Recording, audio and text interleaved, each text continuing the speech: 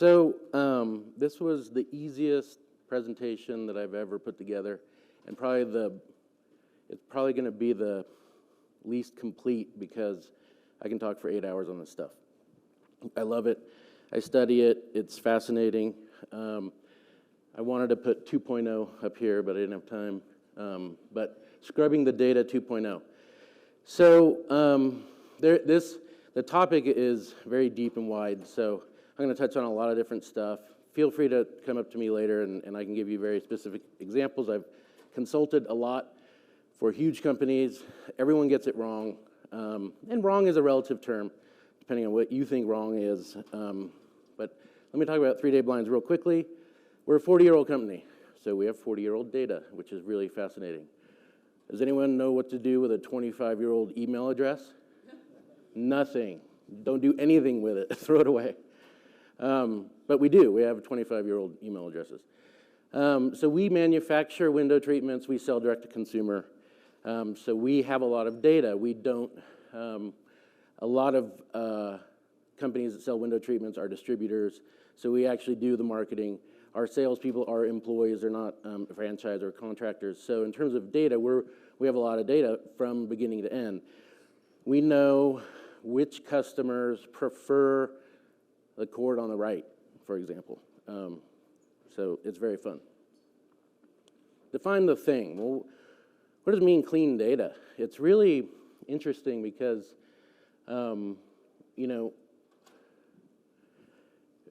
we look at year-over-year data. Raise your hand if you're always looking at year-over-year data. Anyone? Sales, how are we doing this week compared to same week last year, this month compared to same month last year? Are we looking at the right data? Is it really informing us of what we want to know? I got to throw in some Dilbert. Think about this. The data's wrong. Well, that's, the other data's wrong. Well, can you average them? He's like, yeah, I can multiply them too. But that happens all the time in companies, right? And I think that it's important to understand that data has a personality. There is bias. There's style also. And there is no uniform rule on what to do with data or what to call stuff. And I'm going to talk about some things in terms of naming conventions and things that everyone in this room is going to call something by a different name. It's going to be categorized differently. And it may change over time, which may be the worst thing. Is Facebook advertising social advertising, or is it display? Raise your hand if you think it's display. Raise your hand if you think it's social advertising. So, fine, you're both right, but don't change it every 6 months because it's hard to look at your year-over-year numbers. All right, so important. 64% of all statistics are wrong 32% of the time. I just made that up. I don't actually know if there is a real number. So I consulted for a company and talked to the data scientist. And I said, how do you know your data is accurate? And he's like, it's not. And this is a multinational, multi-billion-dollar company. And because I just was in a meeting with their executives, and we were looking at sales data, and they were freaking out because the day before, sales didn't make sense. And he said there were 17 ways that transaction ID were spelled differently in their database. And he's like, that's 17 that he's discovered, right? So trans ID, TX ID, trans ID without the space, there's case sensitivity, just transaction, and there were a bunch more, but they had to map all of these different ways people were spelling things, and they had different transactions, different types of products were being sold. There were hard products, there were soft products, there were different things, there were memberships and things. So how are our sales yesterday?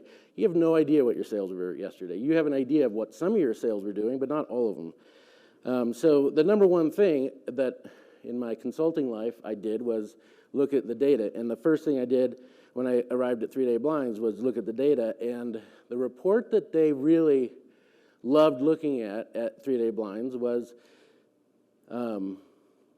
digital versus non-digital marketing spend. And the private equity firm in the board meetings really loved looking at that slide. And I'm like, well, what's non-digital? They're like, well, like newspapers and TV and stuff. I'm like, all right, well, TV, there's a lot of digital aspects to TV. They're like, well, whatever. I'm like, well, what about postcards? And they're like, well, that's definitely non-digital. I'm like, what if someone comes to our website and we cookie them, and then we match that cookie with an address, and then we send them a postcard? Is that digital or non-digital, right? So the thing is, even how we name things and how we categorize things and we make decisions, right, based on personality, style, whim, and just bad data, or old data. So this is some data I found. So I don't know, $3.1 trillion, the cost of bad data to U.S. businesses each year. I don't know where I found this. It doesn't really matter what the numbers are, but think about it. Think about how much media is spent and decisions are made with bad data, right? Like transaction ID, like radio is working great. Well, is it like, did you spell transaction ID right? Like, consumer data decay, 25%. So that's interesting. And talking about custom audiences and lookalikes, one of the things that we have found is freshness of data. I know companies that are like, yes, we use custom audiences in Facebook. 2 years ago, we did that, and it's been great. And it's like, wait a second. 2 years ago, those people are different. So we update our custom audiences on a frequency that will make your head spin. But that type of stuff is happening all the time. 40% of leads contain bad data. We know this, right? People that are giving us their information. I fill out forms all the time. My name is Mickey Mouse often on things I fill out because, I don't want to give them my real name. Or my phone number, I type in 1 digit off. The poor person that has my phone number with 1 digit off gets called all the time. KPIs, right? KPIs are the thing that, this is how companies are run. Are you looking at the right numbers? Are you, here's an example, product returns, right? So you could say, hey, in March, returns went up. Great. So what does that mean? Well, last year in March, returns were 2%, and this year they were 4%. They doubled. Holy cow, we need to figure out what's going on. So, not 3 Day Blinds, but a company that I was consulting for had a product. It was a skincare product. Returns went up. The thing is, products don't get returned immediately, right? And it depends on the product. So it wasn't what happened to that product that month, or did we market? The first fingers get pointed to marketing. What did you guys do that we got product returns? It's like, wait a second, what do you mean? Marketing didn't do anything. And then it goes to supply chain and manufacturing and that sort of thing. Well, someone changed the caps on the product, right? But that was months ago, months and months ago. And then they started getting into people's hands and they didn't like the caps, or the caps broke or whatever. Interesting thing, the SKU on the cap, the part number didn't change. They changed the caps but not the part number because that's a pain in the ass. I don't want to change the part number. Then we have to change the thing in the software, and it's not an easy thing to change. And so when we're building this, we got a better deal on these new caps. They're cheap, so we bought 4 million of them, and then they replace it now the data is terrible, right? Now the data is just completely, not only is it wrong, you don't even know when they change the caps. You have to go back and look at emails and stuff because the part number is the same. So, and this is happening all the time, and that's one very small example. And looking at things compared to what, especially time periods, right? There's a downturn in sales, what happened? Everyone seems to look at the immediate thing. Like, what did we do yesterday that sales are down today? Well, I don't know. Is that how it really works? We looked at marketing, and we found that, shocker, spending money today doesn't necessarily increase business today. And we know exactly in different channels when the impact is going to happen, and it's very different by channel. So we don't get worried if we start a TV campaign and the next day business doesn't explode. And then time is a big factor. You know, if you look at things over periods of hours or minutes, you're probably missing the point. If you look at them over years, you're probably also missing the point, because things change so quickly. And if you are lucky enough to name something one thing and not change the name of that thing over many years, then you have a good amount of data. But be careful, because just because you have the data doesn't mean it's good to look at it. I mean, 40-year-old data, you can imagine. Mini blinds, you know, like the metal mini blinds. I think in the 80s, that was like 80% of our products. So if we made decisions based on that data, we would be in trouble. All right. I love to weld. Welding is super fun. I do it as a hobby. That's a welding machine. That's underwear. So those things are very different, and probably couldn't be more different. You should wear underwear when you weld. So there's something, you know, maybe in common with those two things. But a lot of people compare welding machines and underwear and look at it the same way when they look at their data, and they're very different. But I highly recommend welding as a hobby,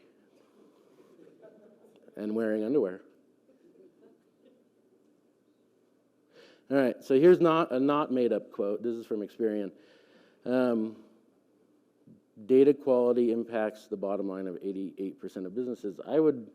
Inaccurate data. I mean, where do they get that from? Is that like a survey they send executives, and executives like, yeah or no? Like, it must, I mean, I would imagine inaccurate data impacts 100% of companies. But, I mean, it's funny because it's a real quote from Experian, and it's probably inaccurate.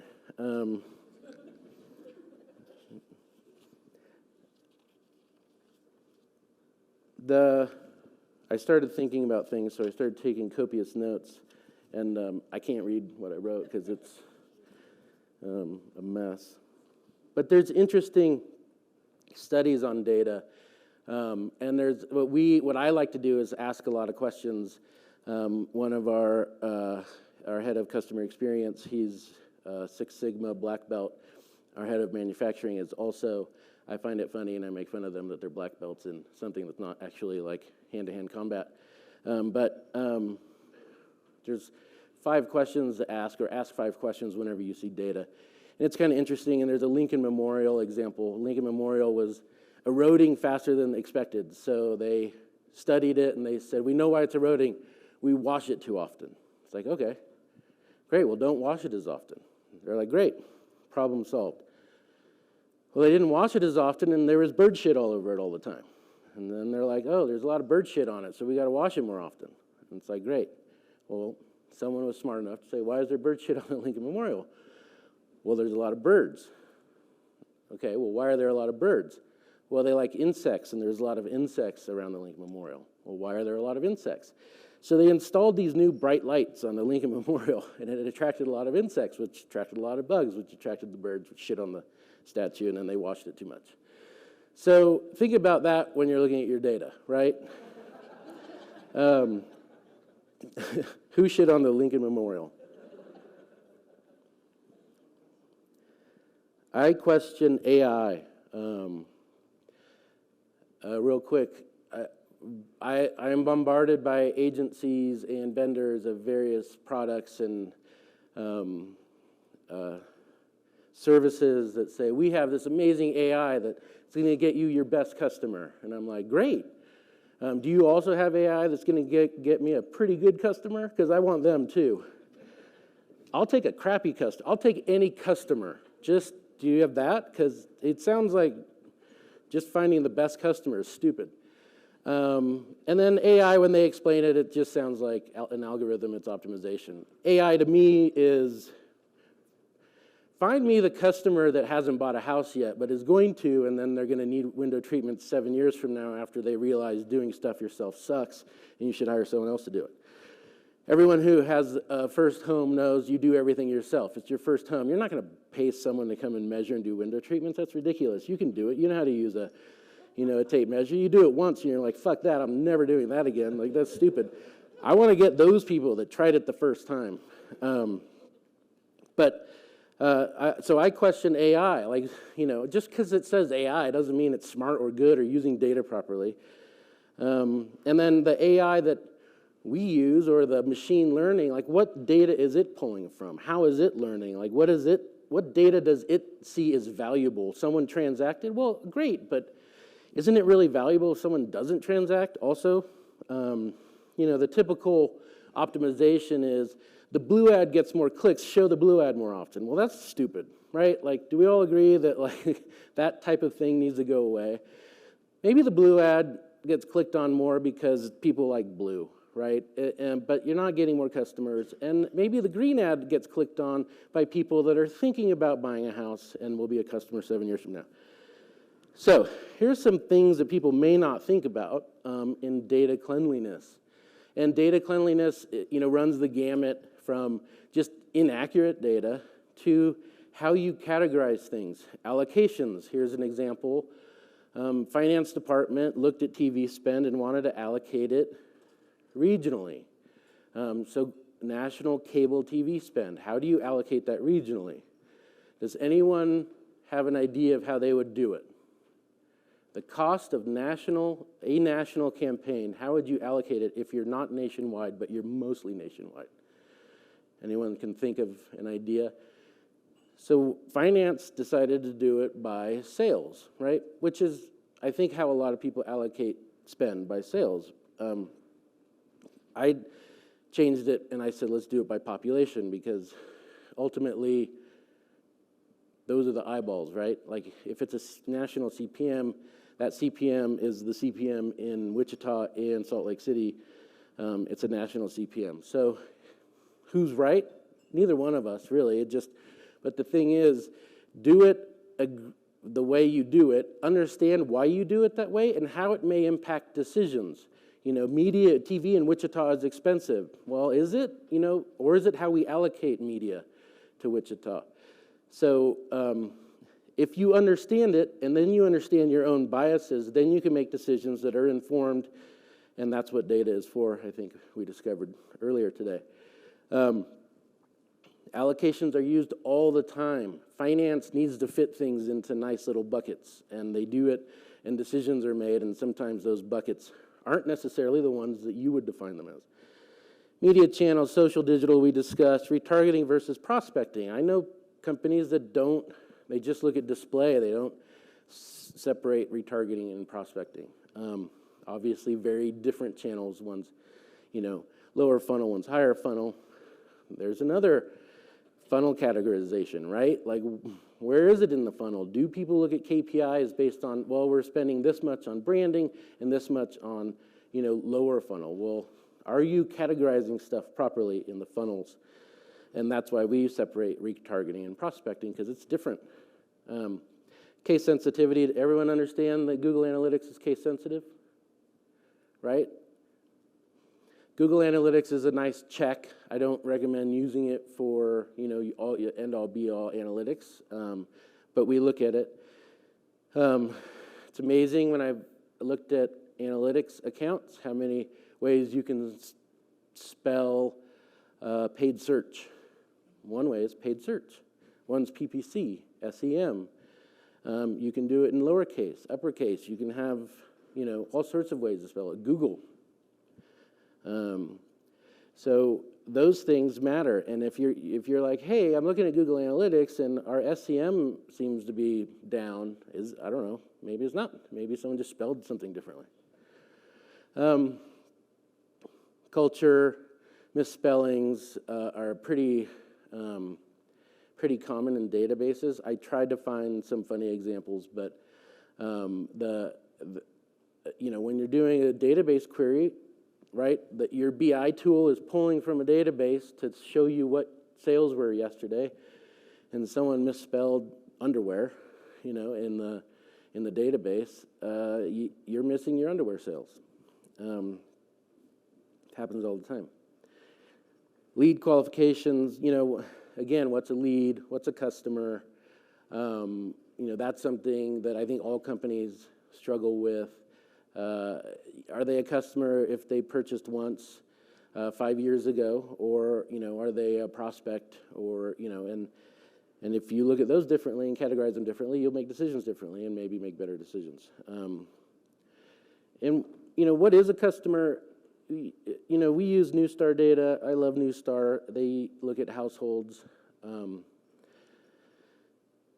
So the data is really accurate and it's very actionable on a household level. Well, what if that person moves?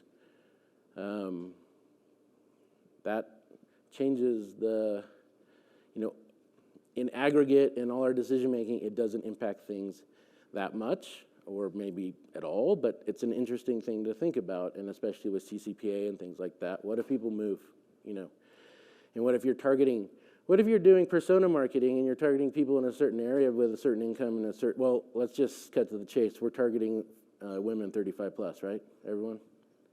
Who has a persona that's female, 35 plus, professional, shops at Nordstrom's, drives a BMW? Everyone? Same person? We're all marketing the same person? Good. Nestle called her Barb. We called her Kathy. The skincare company called her Deborah. Persona marketing is interesting. Also, I've ditched persona marketing for that particular reason, because I want the 27-year-old dude that just bought a condo also. Pay attention. So one of the words that I write down often and I talk about at my meetings is discipline. So the first thing I did was I hired a traffic coordinator. We have kind of an in-house agency at 3 Day Blinds. A traffic coordinator was my first hire, an out-of-college person with zero experience. And I wanted to make sure they didn't have a degree in advertising or marketing or have ever taken a class in advertising or marketing. I think they were a sociology major, which was perfect.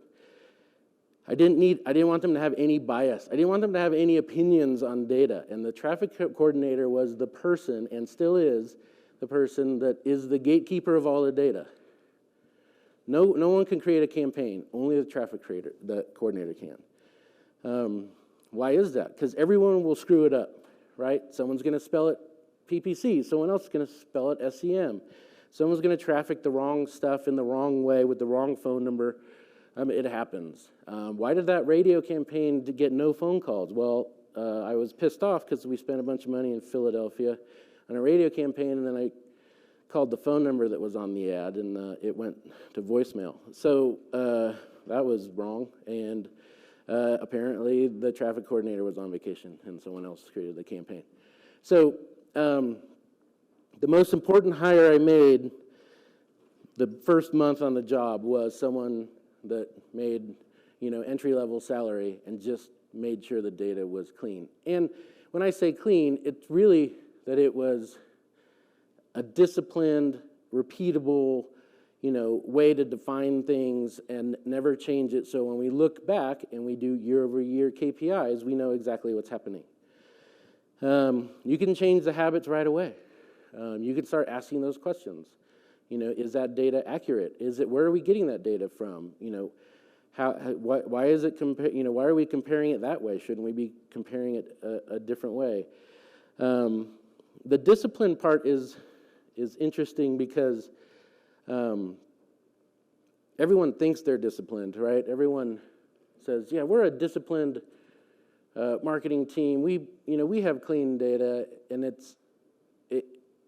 you have to test how disciplined you are. So there are ways to audit your data, to look for misspellings in your database, to look for things that don't, kind of match the methodology. If you have a naming convention, all the things in your database should be named those things, and nothing else. Invest in tools, and everyone has to get better always. So, are you guys ready for the sexy, taboo part of my presentation? All right. What is that? It's a squash. So I think this represents a lot of data. We think we have sexy data, but really we just have a squash with a bikini drawn on it. Yeah, our data's great. Yeah, no, we do all those things. All right, you sure it's not just a squash with a bikini drawn on it? And I think I may have one more boring slide, but for the nerds out there, the Harvard Business Review magazine for this coming month or 2 months, it's about metrics, and it's a very cool article about categorization and how our brains categorize things. And when you're walking through the forest, you can look down and say that's a stick or a snake, and it keeps us alive and stuff. Well, there's a lot of similarities with how we talk about data and biases and style and that kind of stuff too, as well as data integrity and bad data and everything of that nature. So I highly recommend reading it. It's very cool. And I think I've covered everything I might have gone over. Well, thank you very much. We have time for questions for Dan. Could you tell us more about how you're implementing sort of protocols at 3-day blinds to prevent a lot of this stuff happening up front? Oh, yeah. You mentioned the one person that you'd hired. Right. What so else? That person then gets promoted. And so I've had 5 of those people in our marketing team, and then we hire a new one. And the person that just got promoted trains that person. And so I have like a farm system of people that now are like, I don't want to say robots, but understand like the data integrity. A woman that worked for me went to work for an agency, and she was a traffic coordinator, and she had moved up to marketing manager over a few years and got a job at an agency in LA. And this agency got a big client, and they were doing their social media campaigns. And she called me, and she's like, they don't track anything. They used one social media like tracking link for Twitter and Facebook, all of them. And the agency's comment was, the client doesn't care about that granularity. Just doesn't really matter. And she ended up quitting because the way it was run it was nuts for her, and she went to an organization that actually tracked things. But to answer your question a different way, I look at Google Analytics and I look for anomalies. I look at our data and I look for anomalies. There's really good tools now that kind of can do that. There's also, robot process automation, if anyone's into that stuff nowadays, that help data integrity, that can do these checks on a daily basis. If you usually sell, 300 underwear in a day and you sell 1,000 or one, those types of things, maybe there's something going on. Over here. Hey, Dan. Nick Martucci, Westgate Resorts, just following protocol, Steve. You mentioned not using Google Analytics as like the end-all, be-all. So what do you use, and how Our CRM database, really is the end-all, be-all. Primarily because we do a lot of non-digital advertising, so not everything is tracked in Google Analytics. We do track phone calls in Google Analytics and things like that, but everything feeds into our CRM database. So, if you're 100% e-commerce digital company, then it's probably a really good. Okay. Yep. Thank you.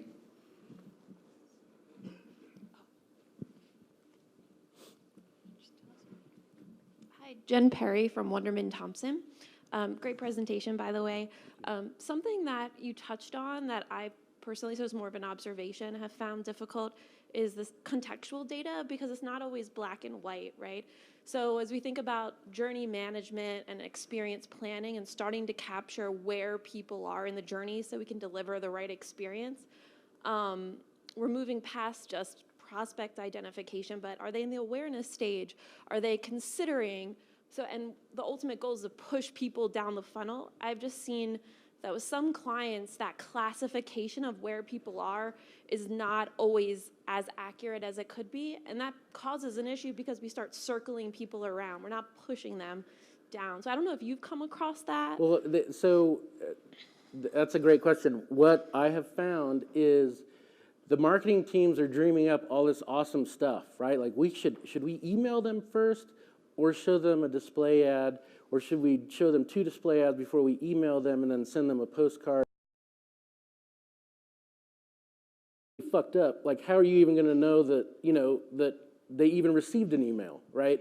So what I would say is we can't even have those conversations until we really trust the data, that we know that customer's journey.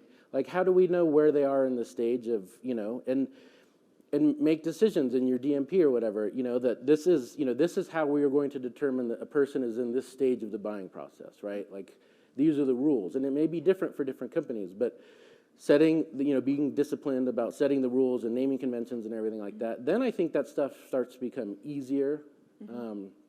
But I would, whenever I hear about like sophisticated marketing, it's like, oh, geez, well, let's just make sure that we know, have the foundation first before we start getting cute.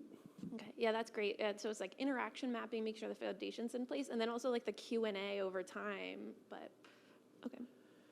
Yeah, questioning your data all the time, and the recency and the freshness, I think we were talking about that also today. Yeah, even if people have really good data, it may be old or Well, accurate for you, in your context, how are you gauging recency within the context of 3-day blinds? What's the scale or the calendar for you? So that's a great question. So because you don't buy window treatments every day, it's not a consumed product. We look at it differently, and we're starting to get better at looking at data, and we have a unique ability to know things about our customers that you can't buy because we have people in their homes, which sounds creepy, but we actually go to your home and measure your windows. So if someone spends, $10,000 on window treatments, you may say like, well, that's a lot of money.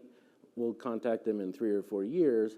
But if they have, a 12,000 square foot house and that's just their dining room, they should go into a different campaign. So it kind of depends. It also depends on the channel. We found Facebook data, updating Facebook data, as frequently as possible, even daily or real time, can pay dividends. So, and those are 2 totally different examples, but I think you need to look at, recency and frequency that way. So answer your own question. How are you going to find that that couple that bought a house 7 years ago has had the bad DIY experience and is now ready to actually buy blinds? I'm still trying to do that. But what we have done is we've eliminated personas. The only target we do is homeowner, which makes sense. Even though you are looking for a persona in the end. Well, isn't it? It's a homeowner with windows. If you own a home Okay. and you don't have windows, All right. we're not interested. Okay. Fair enough. Dan,